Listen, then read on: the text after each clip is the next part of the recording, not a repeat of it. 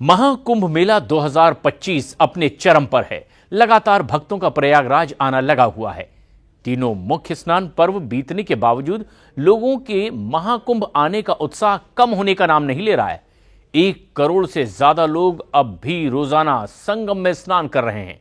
144 साल बाद लगे इस महाकुंभ मेले का बहुत ज्यादा महत्व माना जा रहा है।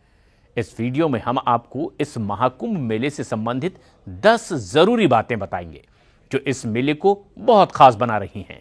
तो हम आपको यह बता दें कि महाकुंभ मेला हर 144 साल बाद आता है। जिस तरह के योग इस बार बने और ये योग एक सुखद संयोग माने जा रहे हैं और ये है 144 साल बाद आया ये संयोग और इसीलिए एक पूरी पीढ़ी के लिए ये खास माना जा रहा है। कुंभ मेला का आयोजन वैसे तो 12 साल में होता है और यही वजह है कि महाकुंभ मेले को अन्य कुंभ से बहुत खास और अलग माना जाता है। कुंभ मेला देश के 4 स्थानों पर लगता है। इसमें प्रयागराज, हरिद्वार, उज्जैन और नासिक शामिल हैं। रोचक बात यह है कि इन सभी जगहों पर यह मेला किसी नदी के तट पर ही लगता है। कुंभ मेला प्रयागराज में संगम तट पर, उज्जैन में शिप्रा नदी के तट पर, हरिद्वार में गंगा के तट पर और नासिक में गोदावरी के तट पर लगता है। इस मेले का समुद्र मंथन से भी गहरा संबंध है। पौराणिक कथाओं के अनुसार जब भगवान धन्वंतरी अमृत से भरे कलश को लेकर के जा रहे थे तो असुरों से छीना झपटी हो गई और इस छीना झपटी में अमृत की 4 बूंदें इन चारों तीर्थ स्थानों पर गिर गईं और यही वजह है कि 3 साल के अंतराल पर बारी बारी से कुंभ मेले का आयोजन होने लगता है और ये सिलसिला अभी भी लगातार जारी है। इस महाकुंभ के दौरान अखाड़े के बारे में भी बहुत कुछ आपने सुना होगा। महाकुंभ में अखाड़ों की भी परंपरा है जो इसे दुनिया भर में और खास बनाती है। देश में अभी कुल 13 अखाड़े हैं और ये सभी अखाड़े अमृत स्नान के दिन गाजे बाजे के साथ में जुलूस के साथ अपने शिविरों से संगम तट तक पहुंचते हैं और ये माहौल बहुत ही यादगार होता है।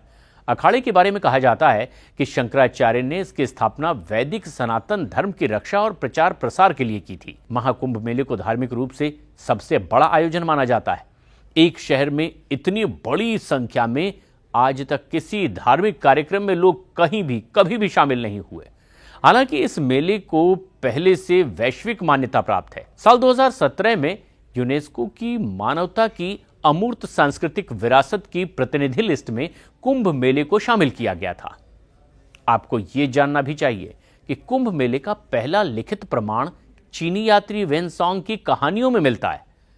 वेनसोंग राजा हर्षवर्धन के शासनकाल के दौरान घूमने के लिए भारत आया था और इस महाकुंभ में आम जनता की सुरक्षा और सुविधाओं के लिए कई स्तर पर अधिकारियों की तैनाती भी की गई है जो कि मेले के दौरान कानून व्यवस्था, भीड़ प्रबंधन, आपातकालीन सेवाओं और अन्य जरूरी व्यवस्थाओं को सुनिश्चित कर रहा है।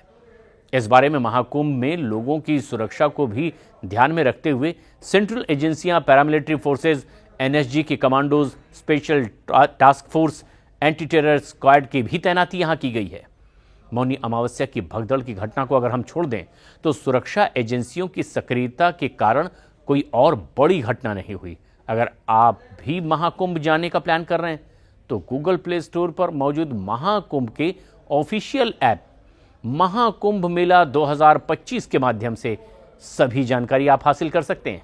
इस ऐप के जरिए आप महाकुंभ मेला क्षेत्र का पूरा मैप देख सकते हैं। इसके घाटों और मंदिरों की लोकेशन के साथ साथ प्रयागराज के प्रमुख स्थलों की जानकारी भी इसमें मौजूद है।